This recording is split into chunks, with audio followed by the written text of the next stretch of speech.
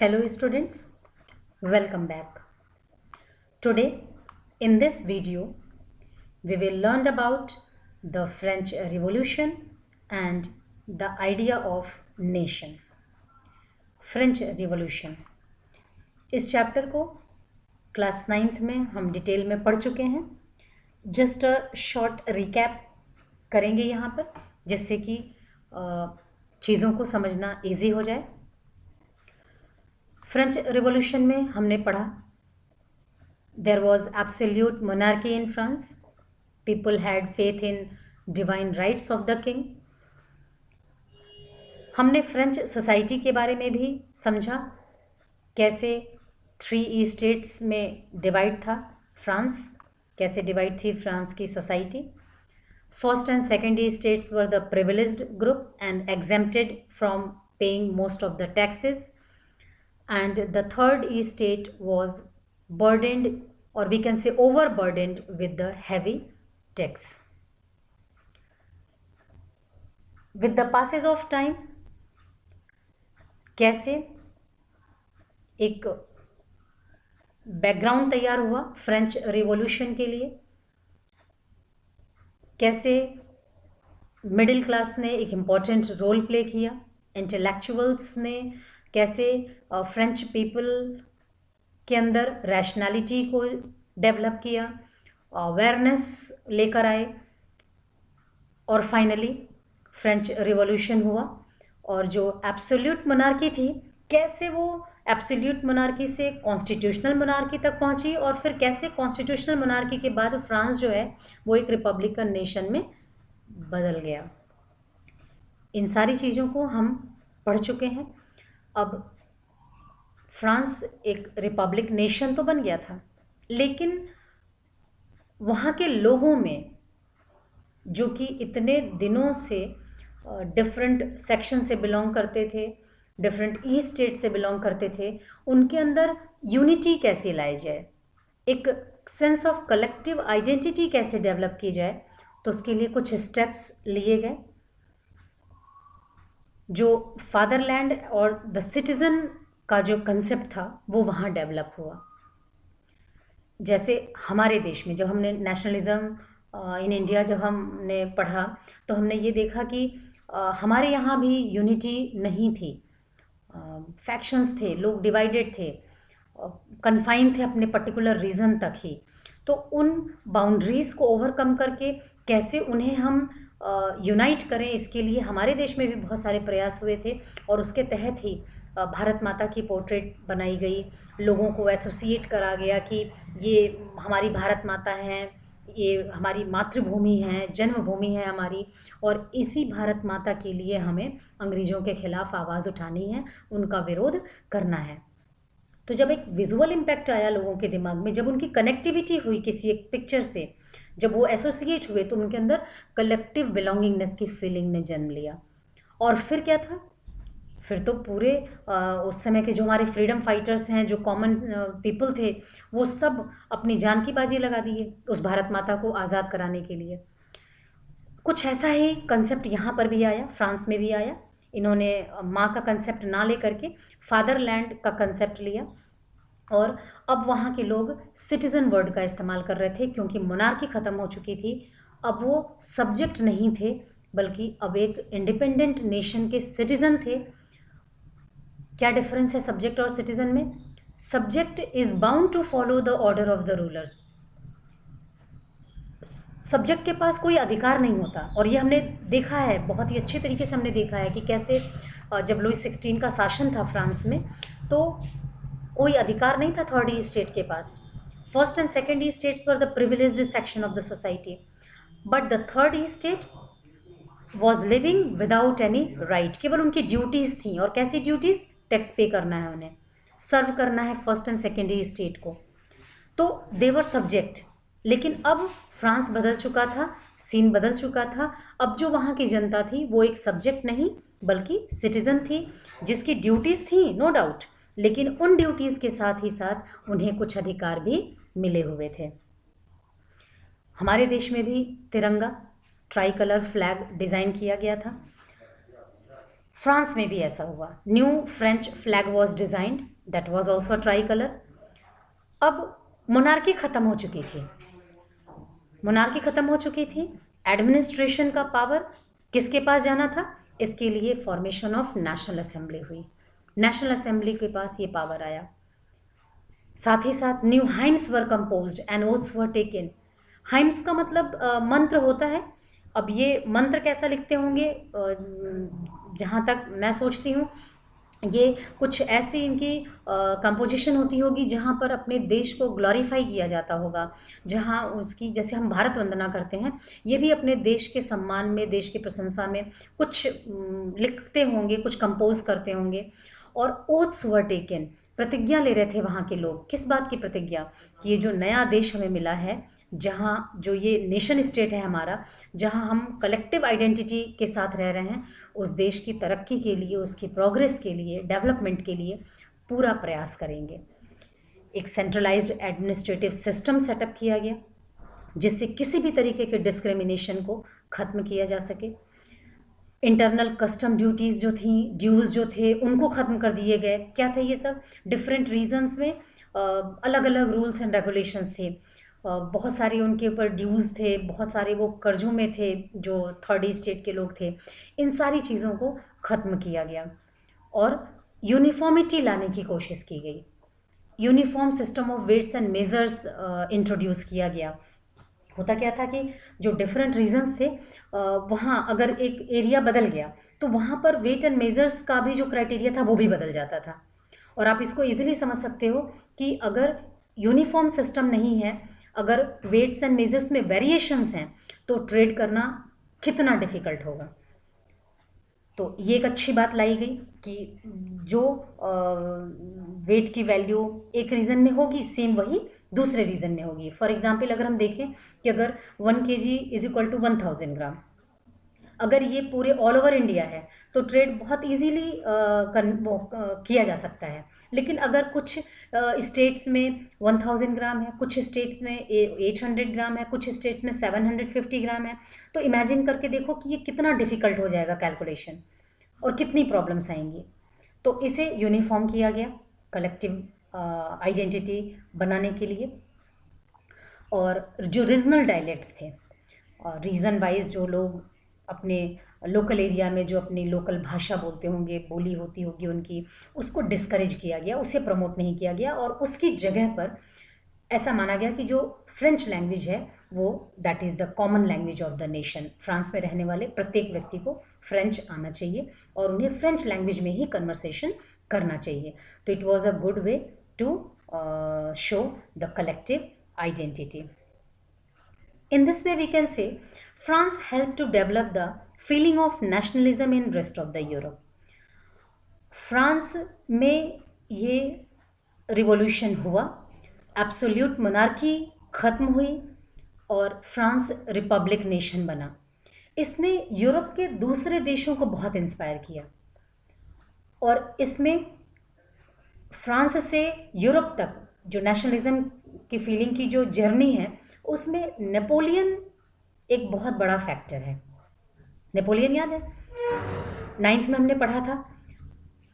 National assembly की government थी, फिर जैकोबिन्स आए और फिर रूल ऑफ डायरेक्टरी आई। उसमें 5 डायरेक्टर्स थे, but all these directors they were always having clashes. हमेशा उनमें क्लैश होता था, उनमें आपस में बनती नहीं थी। Result instability of the government. और उस इनस्टेबिलिटी का फ़ायदा किसने उठाया? यस, नेपोलियन बोनापार्ट ने उठाया। और नेपोलियन बोनापार्ट ने खुद को डिक्टेटर ऑफ फ्रांस डिक्लेयर कर दिया। नेपोलियन जब पावर में आया तो उसने कैसे एडमिनिस्ट्रेशन को मैनेज किया, क्या रिफॉर्म्स इंट्रोड्यूस किया, और पहले जो लोग नेपोलियन को वेलकम कर रहे थे, कुछ समय बाद वही लोग क्यों नेपोलियन को नापसंद करने लगे, इसको हम अभी पढ़ेंगे। Napoleon Bonaparte, civil code of 1804, it is also called Napoleonic Code. Napoleon extended his empire and introduced many reforms. Napoleon ने अपनी टेरिटरी को एक्सपेंड किया, और कैसे किया? थ्रू कॉन्क्वेस्टिंग मिशन, दूसरे देशों पर आक्रमण करके, उन्हें जीत करके, और साथ ही साथ उसने बहुत सारे रिफॉर्म्स भी इंट्रोड्यूस किए। क्या रिफॉर्म्स थे? ही डिस्ट्रॉयड डेमोक्रेसी। उसने शासन की बागडोर संभालते ही पहला काम किया कि डेमोक्रेसी को ख़त्म कर दिया। But made administration more efficient and rational. लेकिन ऐसे अच्छे रिफॉर्म्स लेकर के वो आया कि जो उसका एडमिनिस्ट्रेशन था वो बहुत ही एफिशिएंट और रैशनल था, लॉजिकल था। उसमें सभी के बारे में सोचा गया था। क्या था वो? Abolish the privileges based on birth. We all are knowing first and second states enjoyed the privileges based on birth. They were the owner of maximum property but were exempted from paying most of the taxes. उन्हें बहुत सारे taxes नहीं देने पड़ते थे। ये क्या था उनका? क्यों? क्योंकि उन्होंने वो प्रिविलेज्ड सोसाइटी में उनका जन्म हुआ है। सिर्फ जन्म के आधार पर, weather the person is having ability, quality, efficiency और नॉट, इट डजंट मैटर, इससे बिल्कुल फर्क नहीं पड़ता। चूँकि उनका जन्म उस सोसाइटी में हुआ है तो उन्हें ये अधिकार, ये स्पेशल प्रिविलेजेस मिलेंगे। इस बात को नेपोलियन ने नकारा, उसने इसे एक्सेप्ट नहीं किया और उसने इस प्रोसेस को एबॉलिश कर दिया, इस प्रैक्टिस को ख़त्म कर दिया। And established equality before law. और उसने इक्वलिटी बिफोर लॉ इस्टेब्लिश किया कि कोई भी व्यक्ति हो, अगर उससे मिस्टेक होती है तो punishment will be same. Everyone is equal in the eyes of law. तो बहुत बढ़िया रिफॉर्म था ये। आई होप हम सब भी इसका समर्थन करेंगे। नेक्स्ट देखते हैं, feudal system, serfdom and manorial dues were abolished. ये फ्यूडल सिस्टम क्या है? यूरोप में ये जो रूलिंग क्लास थी, ये क्या करती थी कि अपने ज़मीन का बहुत बड़ा हिस्सा उठा करके दूसरे, अपने से नीचे, लेकिन राजा रूलिंग क्लास से नीचे वो लोग होंगे लेकिन वो भी अमीर होंगे, उन्हें दे दिया करती थी। उन्हें सामंत कहते थे, फ्यूडल लॉर्ड्स कहते थे। और फिर वो अपनी उस ज़मीन में सर्फडम प्रैक्टिस रखते थे, मतलब कि पीजेंट्स उनके उन ज़मीन पर, उन खेतों में काम किया करते थे। और जो बड़े ई स्टेट ओनर होते थे, बड़े बड़े ज़मींदार होते थे, कह सकते हैं हम, उनके ज़मीन के मालिक होते थे, बहुत बड़े स्टेट के मालिक होते थे, उनके वहाँ जो काम करने वाले लोग होते थे उन पर कर्ज होता था, क्योंकि उनकी फाइनेंशियल कंडीशन बहुत पुअर होती थी, तो उनसे कुछ न कुछ वो फाइनेंशियल सपोर्ट लेते थे, तो उसे मैनोरियल ड्यूज कहते हैं। इन सारी चीज़ों को नेपोलियन ने ख़त्म कर दिया। उसने इसे बिल्कुल भी आगे कंटिन्यू नहीं होने दिया। गिल्ड रेस्ट्रिक्शंस वर रिमूव्ड। ये गिल्ड क्या था? गिल्ड वाज द यूनियन और association of traders and merchants. ये जो व्यापारिक मंडल था, ये चाहता था अपना एक गिल्ड बनाना, एक एसोसिएशन बनाना, एक यूनियन बनाना, लेकिन they were not allowed to do so during monarchial period. राजशाही जब तक रही तब तक इनको गिल्ड एसोसिएशन बनाने का परमिशन नहीं मिलता था, रेस्ट्रिक्शन था उस पर, और उस रेस्ट्रिक्शंस को नेपोलियन ने रिमूव किया। क्यों?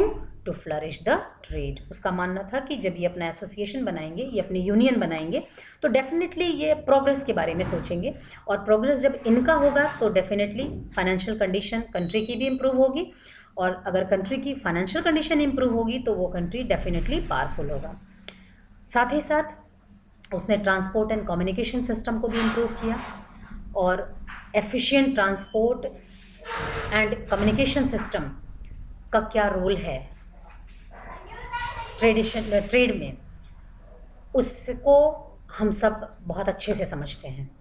जहाँ ट्रांसपोर्ट फैसिलिटी होगी, जहाँ एफिशिएंट कम्युनिकेशन सिस्टम्स होंगे, वहाँ पर ट्रेड करना बहुत इजी होगा। इन्हीं बातों को ध्यान में रखते हुए नेपोलियन ने ये रिफॉर्म्स इंट्रोड्यूस किया। स्टैंडर्डाइज्ड वेट्स एंड मेजर्स, उसने वेट एंड मेजर्स को एक स्टैंडर्ड फॉर्म में पूरे फ्रांस में लागू किया। यूनिफॉर्म लॉज बनाया। ऐसा नहीं कि ये अरिस्टोक्रेट हैं या ये अपर क्लास से हैं तो इनको पनिशमेंट नहीं मिलेगी या कम मिलेगी, ऐसा नहीं। यूनिफॉर्म लॉज होंगे सभी के लिए same. And common national currency, currency जो होगी वो भी कॉमन होगी, जो पूरे फ्रांस में एक होगी। इससे हमारा फाइनेंशियल कंडीशन जो है वो स्ट्रांग होगा। नो डाउट बहुत अच्छे रिफॉर्म्स थे और इन रिफॉर्म्स का वेलकम हुआ। फ्रांस में ही नहीं, फ्रांस के आसपास के जो किंगडम्स थे, जो जहाँ पर अभी भी मोनार्की थी, उन लोगों ने इन रिफॉर्म्स का वेलकम किया। और इधर नेपोलियन वो कॉन्क्वेस्टिंग मिशन कंटिन्यू करना चाहता था, वो दूसरी टेरिटरीज़ को जीतना चाहता था। और आश्चर्य की बात यह है कि जो आसपास के किंगडम्स थे वो फ्रेंच आर्मीज़ का वेलकम कर रहे थे। वो चाहते थे कि नेपोलियन उनके देश पर आक्रमण करे, देश का कंसेप्ट नहीं था, किंगडम्स पर, उनके राज्य पर आक्रमण करे और उसको अपने कंट्रोल में ले ले। क्यों? क्योंकि ये सारे रिफॉर्म्स जो फ्रांस में इंट्रोड्यूस हुए हैं, उन टेरिटरीज़ का मानना था कि जब वो नेपोलियन के अंडर में आ जाएंगे तो उन्हें भी ये सारी फैसिलिटीज़ मिलेंगी, और इसलिए वो नेपोलियन का वेलकम कर रहे थे। French armies were welcomed as the harbingers of liberty, but very soon this enthusiasm was turned into hostility. लोगों ने उनको ये माना कि जो फ्रेंच आर्मी है, ये जो नेपोलियन है, he is the harbinger of liberty, ये हमारे लिए लिबर्टी लेकर के आ रहा है, हमारे लिए ये फ्रीडम लेकर के आ रहा है। लेकिन बहुत जल्द लोगों का जो ये उत्साह था, लोगों की जो ये सोच थी, ये गलत साबित हो गई और वो एंथुजियाज्म जो है वो किस में टर्न हो गया? हॉस्टिलिटी में, विद्रोह में, अपोजिशन में। लोगों ने नेपोलियन को नापसंद करना शुरू कर दिया। क्या रीज़न था? रीज़न था censorship, restriction on media. Without prior permission of Napoleon वो अपनी मर्जी की चीज़ों को पब्लिश नहीं कर सकते थे या पब्लिक नोटिस में नहीं ला सकते थे। लोगों को लगा कि उनका जो फ्रीडम है वो इंटरप्ट हो रहा है। ये रिफॉर्म्स तो ठीक हैं, लेकिन कहीं ना कहीं उन पर रेस्ट्रिक्शंस लग रहे हैं और उनकी अपनी जो आइडेंटिटी है वो खतरे में है। क्यों? क्योंकि नेपोलियन जो था वो फ्रांस के लिए जो इमोशंस रखता, सेम वही इमोशंस वो दूसरी टेरिटरीज़ के लिए नहीं रख पाया। और ये एक कॉमन ह्यूमन नेचर है। उसको फ्रांस से लगाव था, बाकी टेरिटरीज़ के ऊपर वो डोमिनेंस रखना चाहता था, उन्हें अपने अंडर में रखना चाहता था, और इसलिए उसने सेंसरशिप लगाई। इंक्रीज्ड टैक्सेशन,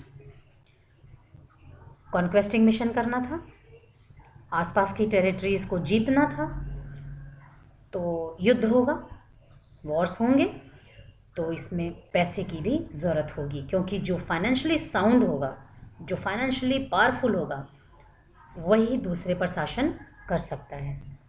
तो इसके लिए क्या किया नेपोलियन ने? टैक्स बढ़ा दिया। लोगों को ये चीज़ भी पसंद नहीं आई और फाइनली उसने क्या किया कि forced conscription into the French armies.